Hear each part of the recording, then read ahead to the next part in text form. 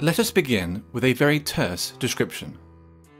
Cultural Marxism is a broad term which refers to the advocacy and application of critical theory, and more generally to the cultural, political, and academic influence of certain elements within the contemporary left.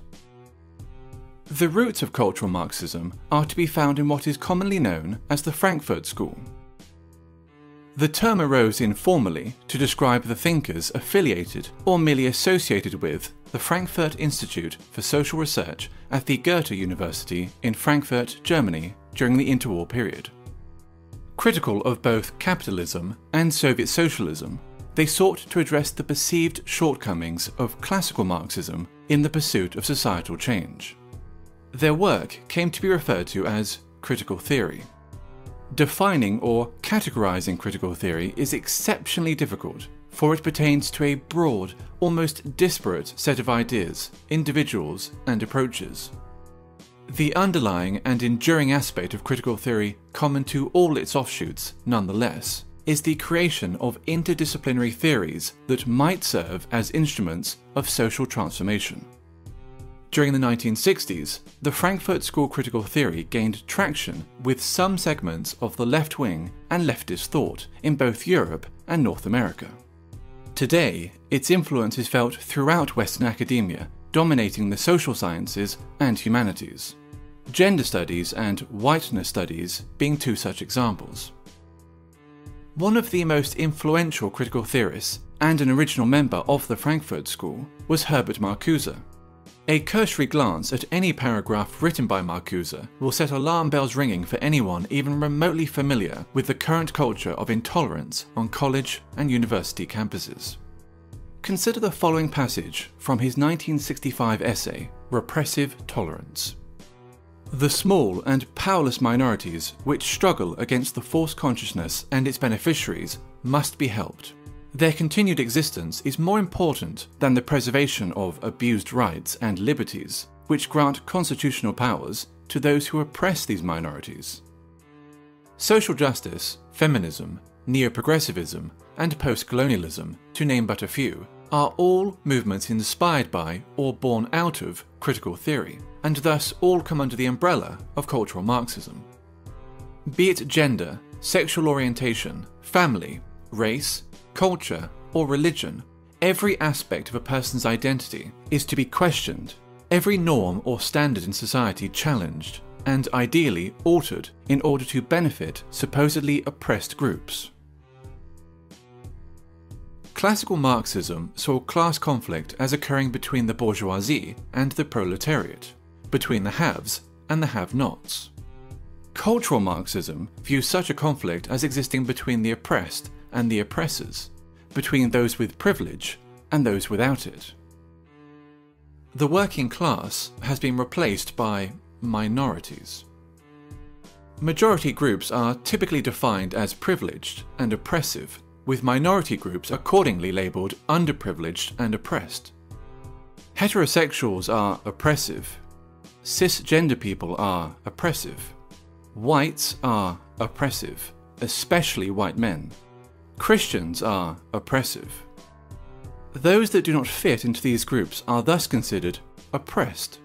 It stands to reason, therefore, that if heterosexuals are oppressors, the solution is to encourage other forms of sexuality.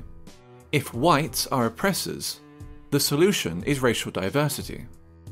If cisgender people are oppressors, the solution is to encourage transgenderism.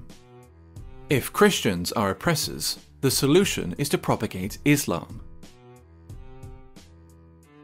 Theodor Adorno, another original member of the Frankfurt School, wrote a book entitled The Authoritarian Personality, in which he defines parenthood, pride in one's family, Christianity, adherence to traditional gender roles and attitudes towards sex, and the love of one's own country as pathological phenomena. This tendency to pathologize opinions and life patterns, which are not in accordance with its own political ends, is characteristic of cultural Marxism. Differing views are thus described as irrational fears or phobias. For example, a person who feels uncomfortable living as a minority in an area dominated by Muslim migrants may be decried as an Islamophobe, since wishing to live amongst those culturally and ethnically similar to oneself is considered sick and phobic. When Pakistani Muslims living in Britain, by contrast, show in-group preference, converting entire sections of a town or city into a mini Pakistan, there is no sickness, no phobia, only multiculturalism. 20 years ago, there were no Pakis here, no one was doing nothing. But now, the Pakis are with a stamp, man, trust, you know what I mean? Now, think 20 years ahead, boy, fuck knows, man, this is going to be Pakistan. Or England, it's going to be Pakistan, man. They're all fucking shipping over.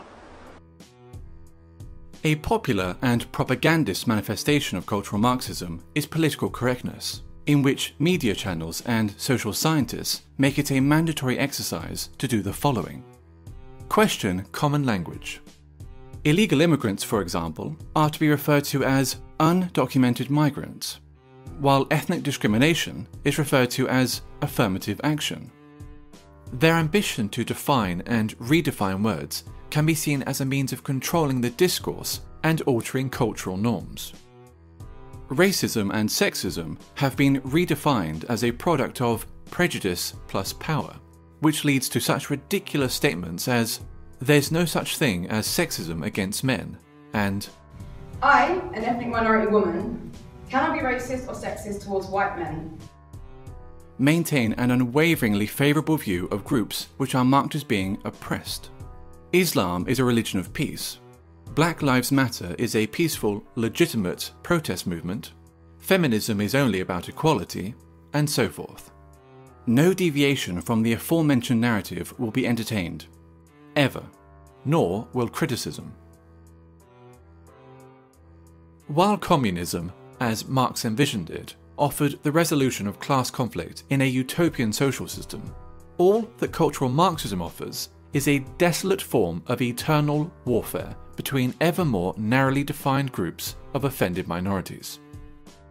The only meaningful consequence that its wide application could possibly ever have is the marginalization of traditional European culture.